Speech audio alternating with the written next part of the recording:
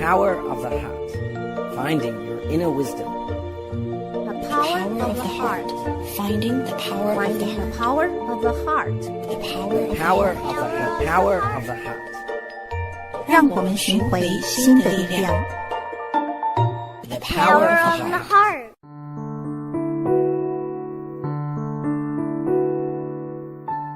Thank you for joining us today. My name is Yuru Chao. You are listening to The Power of the Heart on Da'ai Radio.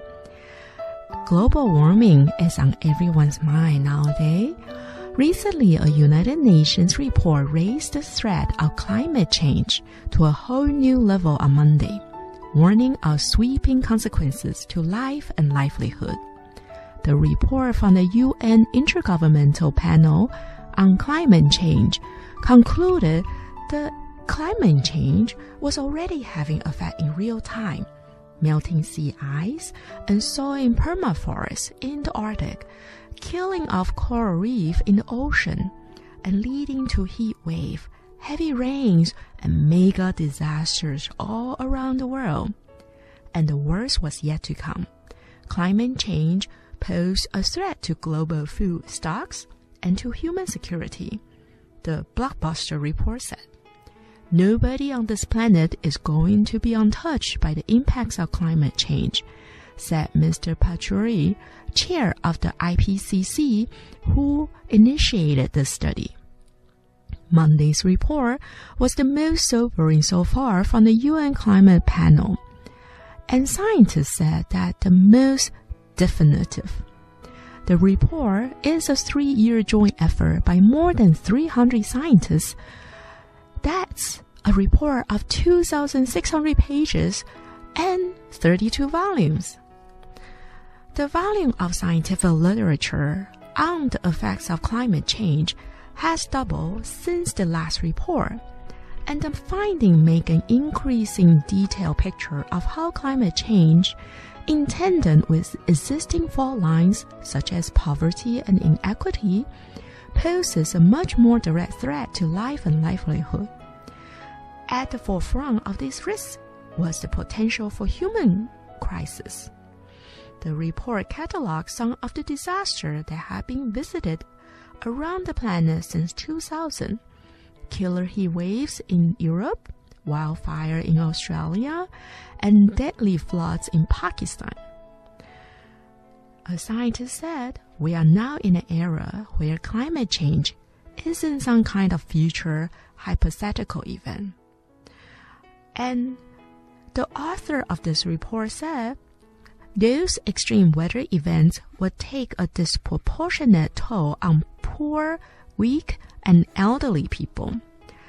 The scientist said governments did not have systems in place to protect those population.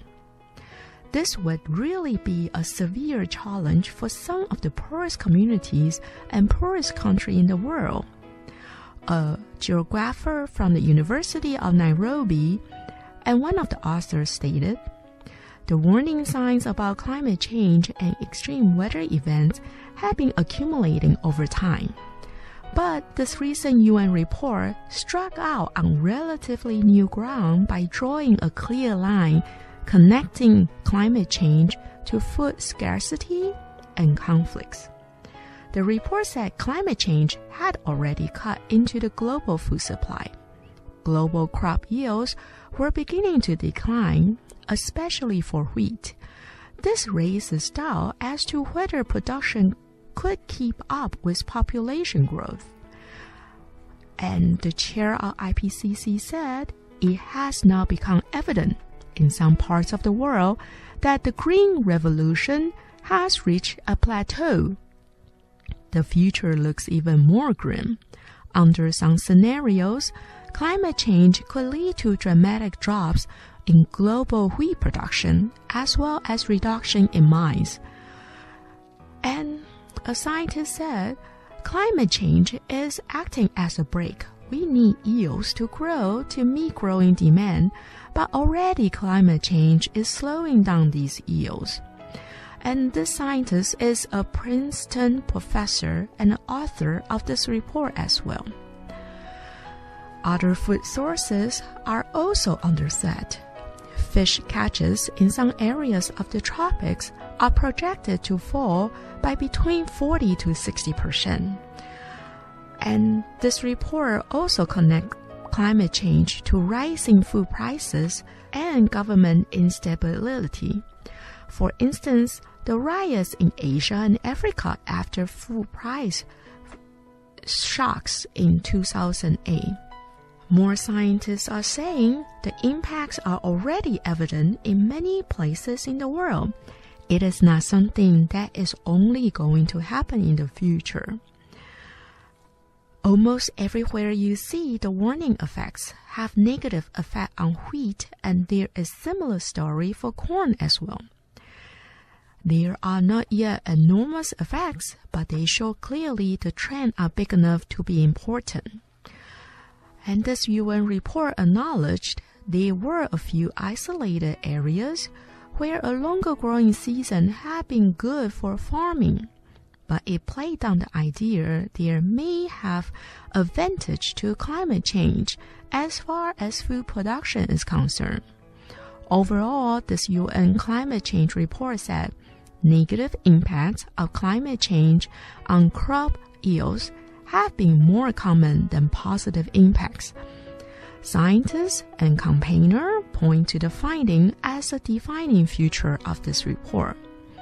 This report also warned for the first time that climate change, combined with poverty and economic shocks, could lead to war and deprive people of their security, forcing people to leave their homes. With all these risks that we are talking about, scientists said they hope to persuade governments and the public that it was past time to cut greenhouse gas emissions and to plan for sea walls and other infrastructure that offer some protection for climate change. The one message that comes out of this is the world has to adapt and the world has to mitigate, said the chairman of IPCC. Now, we heard all these from the scientists, what they have to say about climate change. But what do we do? What can we do to contribute to this? As average citizen, we live in this world together. There must be things we can do. We often look to spiritual teaching to guide us.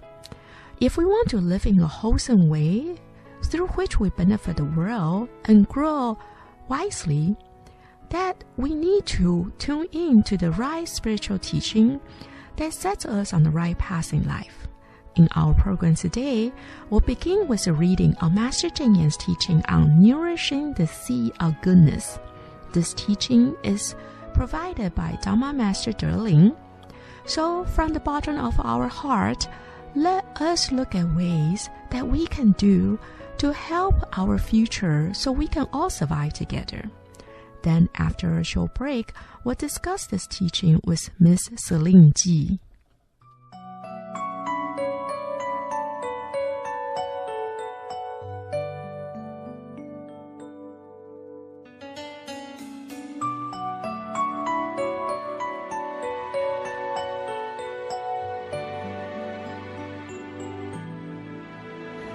Cause I love the things you love, cause I dream the things you dream.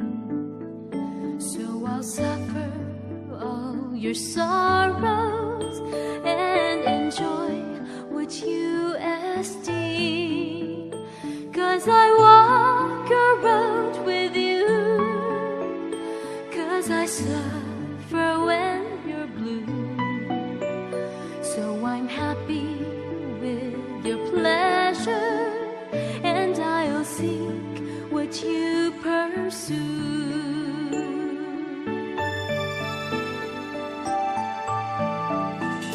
'Cause your vows are hard to bear, and your promises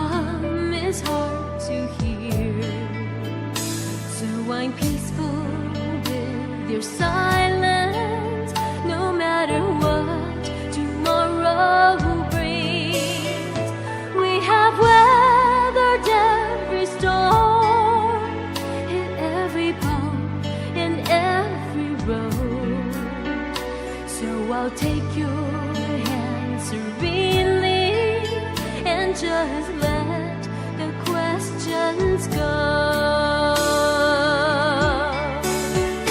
Shall I take your hand in mine?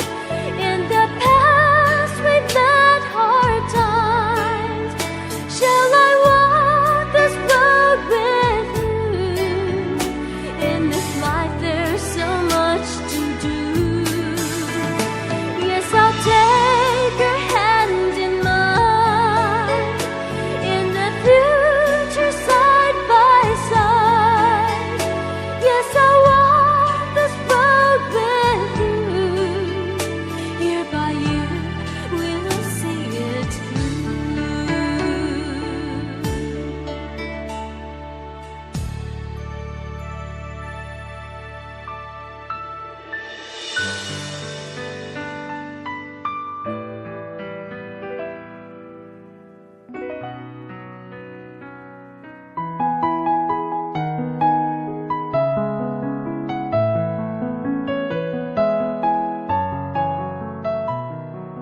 You are listening to The Power of the Heart.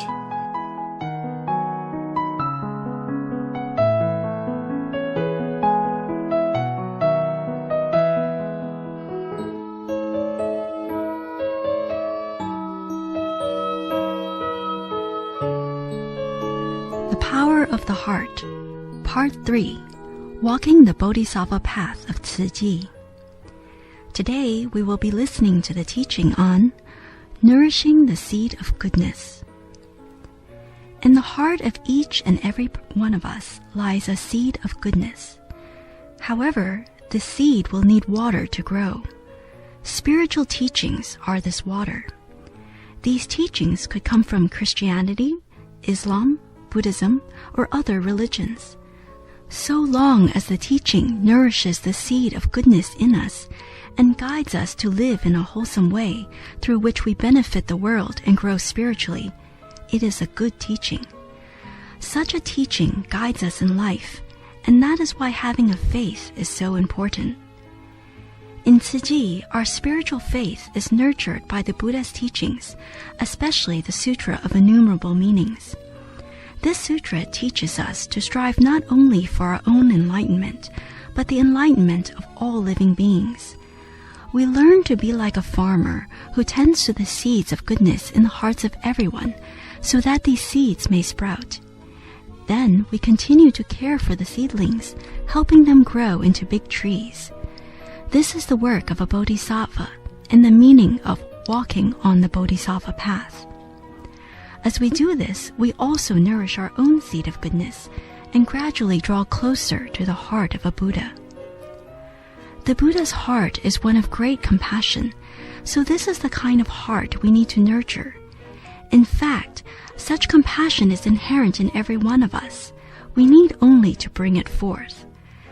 Because of this compassion, we can feel the pain and suffering of others, just as if we were experiencing the pain and suffering ourselves. This deep feeling for others will inspire us to take action to relieve their suffering. Compassion is therefore the driving force in our work of helping people in need. What kind of spirit should we have as we engage in this work? The Sutra of Innumerable Meanings tells us that the Bodhisattva not only provides aid in times of need, but does so actively on his or her own initiative, without needing to wait for people's call for help. In giving help, the Bodhisattva does so in a way that gives people a sense of security, peace, and happiness. He or she is also like a spiritual friend, guiding people away from wrong paths in life by leading them to gradually understand life's meaning and purpose. Of course, all this is no easy work by any means. At times, it can be very taxing and difficult. But when we get very tired from the work, what keeps us going is the power of gratitude, for it is a blessing to have the opportunity to help people and create a better life for others. This gives us spiritual joy, and we can continue to do the work happily and willingly. The Buddha's teachings serve as a guide for us in Tzu Chi. They teach us to nurture compassion and love, and to take concrete actions to help people and better our world. In so doing, we nourish the seeds of goodness within ourselves and others. As I often say, if we wish to change the world, we need to begin by transforming the hearts and minds of humanity. The Buddha's teachings show us how we can do this. Let us be mindful in walking this path. This is how we can bring hope to our lives and our world.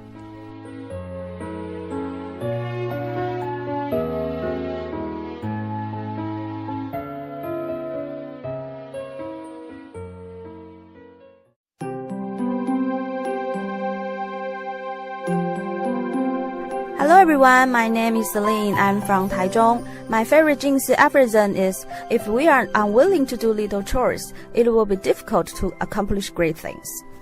This teaching from Master Cheng Yen helps me to value everything I do, no matter how trivial it is. May wisdom and inspiration be with you always.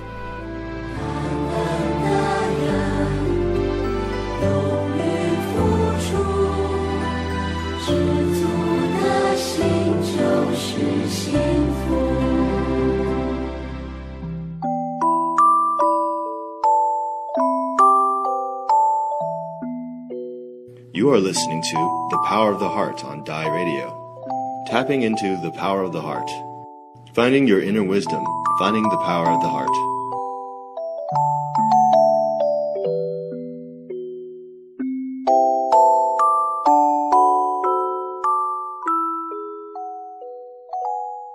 Our special guest today is Ms. Celine Ji.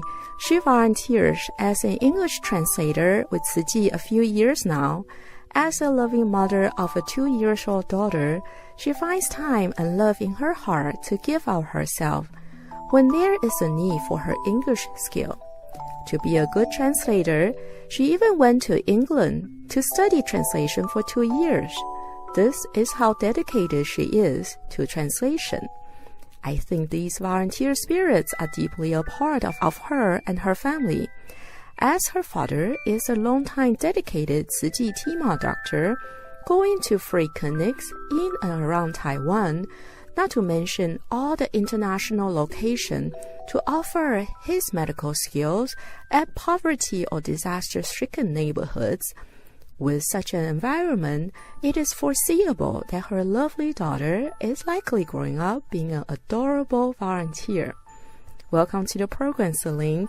Thank you for joining us. Hi, hello everyone. My name is Celine. Nice to meet you in the air.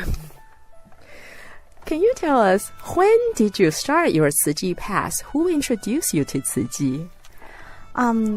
I started my Tzu Chi pace, I think since 2009, and I only do translation volunteer in Tzu Chi. And in the beginning, it's my father. He thinks that since I study translation, so maybe there's the camp, I can help in the camp, because there are many camp in Tzu Chi, and they will invite the foreigner to the camp. So he thinks that maybe I can help in the camps. You must have really good relationship with your dad. He just suggested that you come and volunteer, and you listen to him, and then you show up as a volunteer.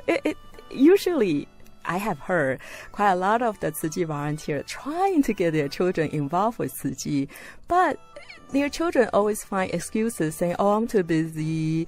Oh, I don't think I can do that." But your father simply invited you, and then you decided to join. Is there a special reason why you think that you will just take your father's suggestion and then put it into action?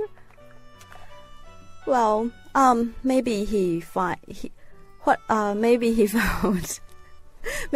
a good way, because he knows that I like to translation. Very good. I see. That is the trick. Using what you love, it's like a carrot approach. That you put a carrot in front of somebody to attract them into following your suggestion. I think your dad is very wise. No matter what you do, the most important thing is to serve. Even in your job, not only as a volunteer, even in your job, actually, everything we do is about serving others. So if you you focus on serving others, you can provide the best. You can do your best because you are not for your own purpose. You are doing good to others. Then you will forget yourself and you will become selfless, and that's when you can do things best. Indeed, very often if we focus on ourselves, we actually find ourselves being attached to a lot of the minor things, issues that arise. But if we let go of that self-attachment, focusing on what we're doing is benefiting others and serving others, we tend to see things from a different perspective. And once we have that change of mind, we can determine what is the best course of action to take. So being a volunteer, it really helps us to see things from a different perspective and to have that change of mind to help us through difficult time when we get stuck in it and couldn't find any way out because we may feel embarrassed or ashamed of our performance because we probably think, oh, I should have done better, I should have translated better, and then suddenly that destroys all our motivation. But then with the change of mind, we're thinking about without our help, people will not understand anything at all. So even if I can help them to understand 50%, that's already 50% more than zero. And then that will give us the energy, the encouragement to move on. And we'll be doing better and better. And before we know it, we're probably performing up to like 80-90% of our ability rather than the 50% that we thought we can only do. So being a volunteer, we really learn a lot and things that you cannot learn anywhere else other than being a volunteer. What do you think about spiritual cultivation? And how do you do to grow spiritually? Honestly, I just started to think about this. What I want is that I want to be honest with myself. I want to be comfortable with myself. So, but it sounds very easy, but I think it's very difficult to do it because we all want to please others and we all want to be liked. So sometimes you just do things that obey. That is not who you really are, or is what you really think. Yeah, but I think for me, it's a way to growth, because if you can be the real you, then only when you can be the real you start to grow. So this is how what I think right now, and it's what I try to pursue right now. Indeed, spiritual cultivation is all about knowing ourselves, who we really are, and to find that purity and wisdom within ourselves to bring it forth so we can have purity of heart and wisdom with us at all time. Doesn't matter what the situation is changing around us, will not be influenced and make the wrong decision. Like Celine was saying, being liked by others has been very important to her. But over the years, she found out that she's not very comfortable with that, and she decided that she wanted to be honest with herself. I think many of our audience have been through that as well. So the first thing about spiritual cultivation is truly be honest with yourself, face yourself, and then trying to bring forth that purity within yourself, because we all have the innate pure nature. And if we can be one with that innate pure nature, and that is how we practice wisdom and compassion in everything we do, and will not be uncomfortable with our decision or who we are. Wow, our time is almost up. Thank you, Celine, for being with us today. We'll be listening to this book over the next several episodes. Please join us next time to continue our discussion on the power of the heart. If you want to read this book we're talking about, you can find a copy of this book in any Jingsi bookstore and cafe. For more teachings from Dharma Master Cheng Yen, please tune in next time to our program. Goodbye and have a great day.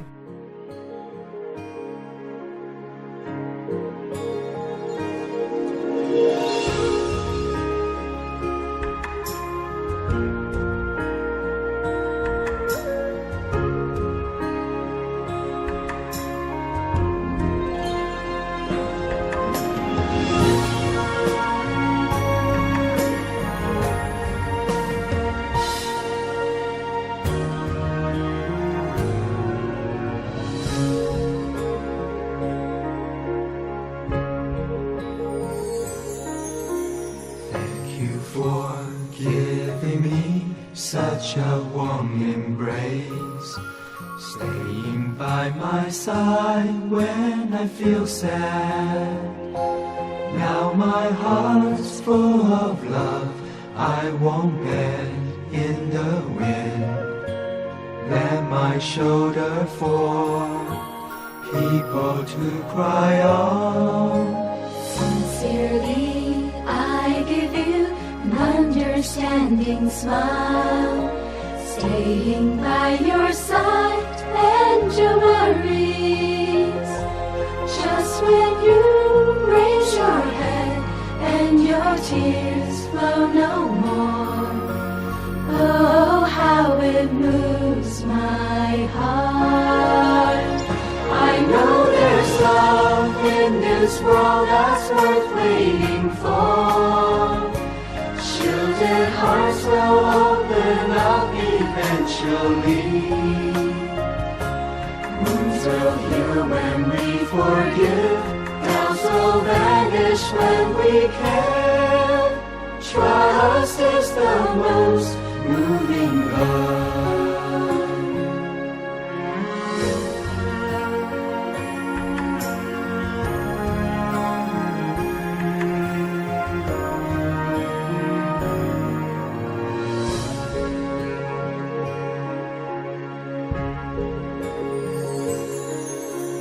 Thank you for giving me such a warm embrace, staying by my side when I feel sad. Now my heart's full of love, I won't bend in the wind. Lend my shoulder for people to cry on. Sincerely, I give you an understanding smile, staying by your side and your worries. Just when you raise your head and your tears flow no more, oh, how it moves my heart. I know there's love in this world that's worth waiting for. Shielded hearts will open up eventually. Wounds will heal when we forgive. Doubts will vanish when we care. Trust is the most moving love.